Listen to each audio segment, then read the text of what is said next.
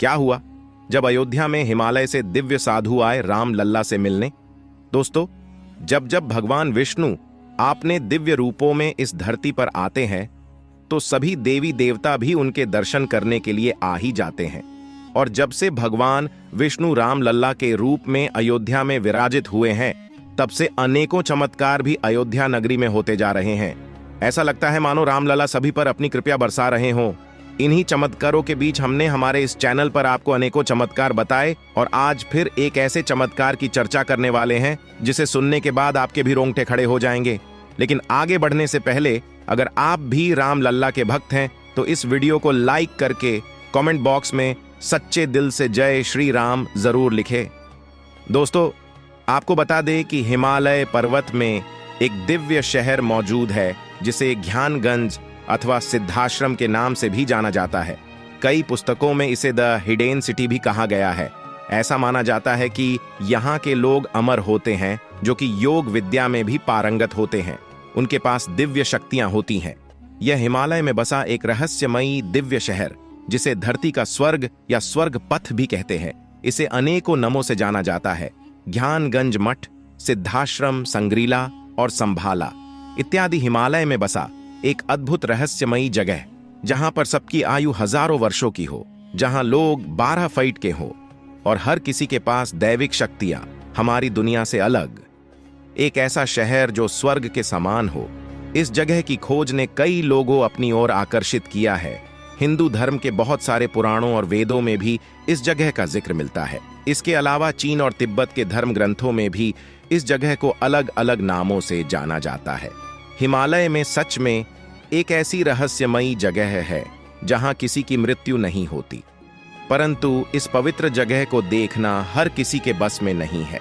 दुनिया में कई ऐसे रहस्य हैं जिनके सामने विज्ञानम ने भी हार मान ली है। हिमालय अपने आप में ही एक रहस्य है, लेकिन इस शहर का अयोध्या राम मंदिर से क्या कनेक्शन? दरअसल दोस्तों, एक महान सिद्ध साधु यही से राम लल्ला के दर्शन के लिए अयोध्या आते हैं। होता कुछ यूं है कि 25 जनवरी, ठीक राम लल्ला प्राण प्रतिष्ठा के 2 दिन बाद यह चमत्कारिक घटना होती है।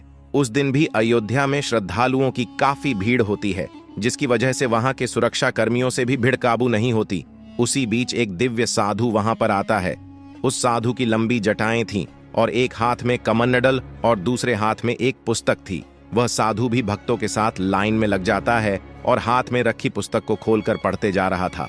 तभी सभी लोगों का ध्यान उस साधु के ऊपर गया। सभी लोग तो भीड़ में मुश्किल से आगे बढ़ रहे थे, लेकिन साधु को भीड़ से कोई मतलब ही नहीं था, मानो वो वहां भी योग मुद्रा में हो। लेकिन पास ही खड़े कुछ बच्चों ने उन साधु महाराज से कहा, अरे बाबा, आप इतनी भीड़ में पुस्तक कैसे पढ़ लेते हैं? हम तो शांत माहौल में भी नहीं पढ़ पाते। तभी साधु पुस्तक से नजर हटाते हैं और मुस्कुरा कर बोलते हैं, बच्चों, यह सब योग विद्या का कमाल है। ऐसी बातचीत होते होते उन साधु महाराज का नंबर दर्शन करने के लिए आता है।